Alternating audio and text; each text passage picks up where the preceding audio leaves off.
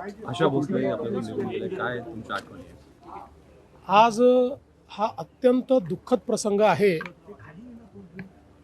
की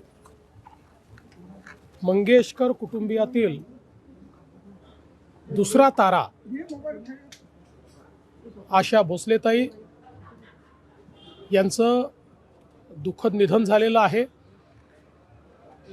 92 वर्ष त्या जगल्या, त्यातल्या बहुतांश काळ वयाच्या 5व्या-6व्या वर्षापासून संगीताची सेवा केली, ती अखेरच्या श्वासापर्यंत. या देशामध्ये सर्वात वर्सेटाईल गायिका म्हणून जर कोणाकडे पाहायचं असेल तर त्या आशाताई होत्या. आशाताईंनी तोरा मन दर्पण कहलाए अशा प्रकारचं क्लासिकल गाणं देखील म्हटलं आणि त्याचवेळी अतिशय आधुनिक खतुबासारखं गाणं देखील तेवढ्याच लीलया त्यांनी म्हटलं. जेवढे जॉनर आहेत, शास्त्रीय संगीत असो, पॉप असो, रॉक असो, भावगीत असो, 20 पेक्षा जास्त भाषांमध्ये आशाताईंनी गाणी म्हटली. आणि जगातलं हे वेगळं उदाहरण असं होतं की 90 वर्ष पूर्ण झाल्याबद्दल 90व्या वर्षी 3 तास कॉन्सर्ट करणाऱ्या आशाताई होत्या. आम्ही जेव्हा महाराष्ट्र भूषण पुरस्कार त्यांना दिला त्यावेळी त्यांच्या जीवनाचा जो प्रवास त्यांनी सांगितला, किती खडतर आयुष्य जगत त्या इथपर्यंत पोचल्या, हे खरोखर अत्यंत प्रेरणादायी होतं.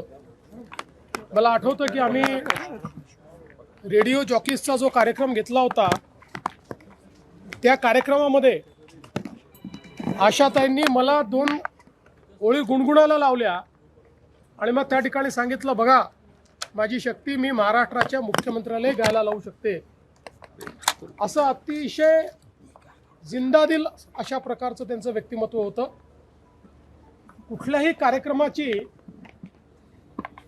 त्या ठिकाणी त्या कार्यक्रमाचा प्राण त्या असायच्या आणि सतत आशाताई हसतमुख आणि उत्साहामध्ये 90व्या, 91व्या, 92व्या वर्षी देखील त्यांचा उत्साह वाखाणण्यासारखा होता. आम्हाला ही पूर्ण खात्री होती की लता दिदींची तर आम्ही 100वी करू शकलो नाही, पण आशाताईंची 100वी निश्चितपणे करू शकू. पण दुर्दैवाने काळाने ती संधी दिली नाही.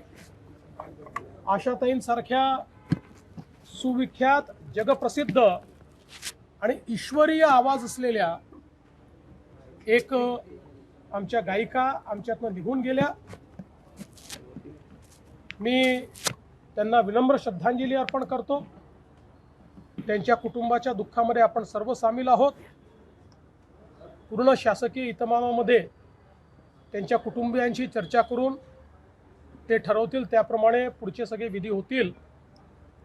पण मला असं वाटतं की आज संगीताकरता आजचा दिवस हा अत्यंत दुःखद आहे.